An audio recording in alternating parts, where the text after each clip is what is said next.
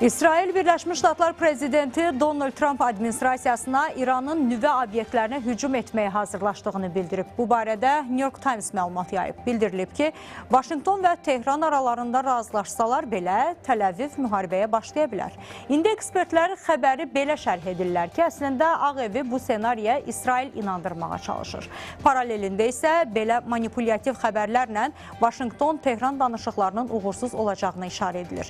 Yəni, Birləşmiş Ştatlar İranla danışıqlara getməsini İsraili ciddi narahat edir. İndi əsas sual budur ki, Təl-Əviv Vaşinqtonu müharibəyə cəlb edə biləcəkmi? Cavid İmaməliyev araşdırıb. Amerika Birləşmiş Ştatları kəşfiyyatının qiymətləndirməsinə görə İsrail cəmi 7 saat ərzində İrana qarşı hərbi əməliyyatlara başlamağa hazırdır. The New York Times qəzetinin mənbələrinə istinadən verdiyi məlumata görə İsrail rəsmiləri Amerika Birləşmiş Ştatları tərəfini İranın nüvə obyektlərinə qarşı potensial hücuma hazır olduqları barədə xəbərdar ediblər. Üstəlik nəşrin iddiasına görə İsrail Baş naziri Benyamin Netanyahu hətta Vaşinqton-Tehranla razılığa gəlsə belə İrana zərbə indirmək əmri verə bilər. Təl-Əviv birmənalı olaraq Tehranın uranı zənginləşdirmə fəaliyyətinin tamamilə dayandırılmasını və bütün nüvə infrastrukturlarının ləğv edilməsini tələb edir.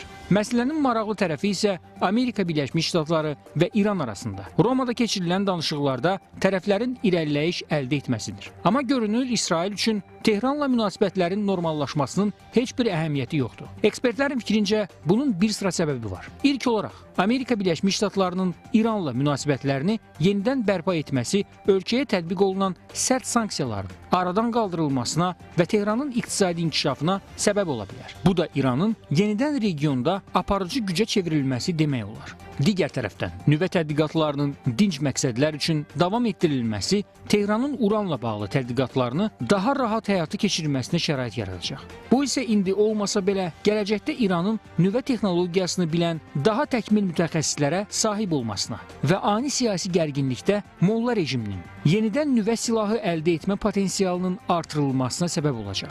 Məhz bütün bu amillər İsrailin Amerika Birləşmiş Ştatları İran danışıqlarına qarşı çıxmasına və Tehrana qarşı mümkün hərbi əməliyyatlara çağırış etməsinə gətirib çıxarır. İsrail dövləti istəyir ki, İran nüvə zənginləşməsi proqramından əl çəksin. Çünki çox gözəl başa düşür ki, İranın nüvə silahına malik olması İsrail dövləti üçün, həm də ki, region dövlətlərin bir təhlükədir. İsrail birmənalı şəkildə bu ABŞ-İran danışıqlarını qəbul etmir və İsrailin hər hansı bir İrana qarşı, belə deyək də, bu təcavüzə əl atması ABŞ-ı narahat edir.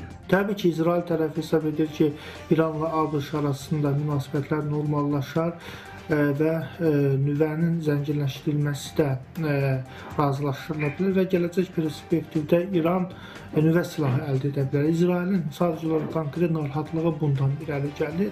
Hesab edir ki, İran sanksiyalar aradan qaldırılandan sonra İran iqtisadi inkişafına nail olacaq, növbəti mərhələdə nüvə silahı əldə edə bilər və gələcək perspektivdə İsrailin müstəqilliyini və təhlükəsizliyini təhdid edə bilər və yaxın şərqdə İran yenidən öz geosiyasi mövqeyini gücləndirə bilər. Digər tərəfdən İsrailin İranla bağlı narahatlığı təkcə nüvə silahı və Amerika Birləşmiş Ştatları ilə danışıqların baş tutması deyil. Məsələnin arxa pərdəsində Yəhudi lobbisinin böyük İsrail planının təxirə salması da dayanır. Belə ki, Tehranda 1979-cu il inqilabı, Birləşmiş Ştatların İraqa girməsi, Suriyada uzun illər davam edən vətəndaş müharibəsi, Türkiyənin terrorla mübarizəsi, qısası yaxın şərqdəki xaos İsrailin rahatlıqla güclənməsinə, hərbi və siyasi addımlar atmasına köməklik edirdi. Bununla belə Ankaranın yaxın şərq siyasəti, Suriyada Bəşər Əsəd rejiminin devrilməsi, terrorçuların təslim olması, ümumilikdə Türkiyə modelinin regionda tətbiq olunması bölgədə normallaşma prosesinin başlamasına səbəb oldu. İsrailin ən böyük dəstəkçisi Birləşmiş Ştatlar isə Trump rəhbərliyi altında bütün diqqətlərini Çinə yönəldib və Türkiyə ilə yaxın əlaqələr quraraq yaxın şərqin Ankara liderliyində bərpasına icazə verir. Təbii ki, söz gedən hadisələr Təl-Əvivin böyük İsrail planına ziddir. Odur ki, Netanyahu administrasiyası Vaşinqtonun sülh çağırışlarına məhəl qoymur. və İrana qarşı mümkün əməliyyatlara hazırlaşır. Amma diqqətdə saxlanılmalı bir məqam var ki, Birləşmiş Ştatlar vəziyyət gərginləşəcəyi təqdirdə İsrail hakimiyyətinə müdaxilə etməkdən çəkinməyəcək. Buna rağmen İsrail intihar girişimi gerçekleştirerek ama İran'a saldırması söz konusu olduğu bir noktada artık Amerika İsrail'i bölgede koruma şansı kalmaz. Bir dakikada İsrail haritadan silinir. İsrail durumun farkında, bunu biliyor ama terk edilmiş psikolojisiyle Amerika İran anlaşması Orta Doğu'da Türkiye modelinin başta İran olmak üzere Irak'a, Suriye'ye, Lübnan'a hatta İsrail'e model olma aşamasına geçmesi İsrail tarafından tedirginlikle karşılanıyor.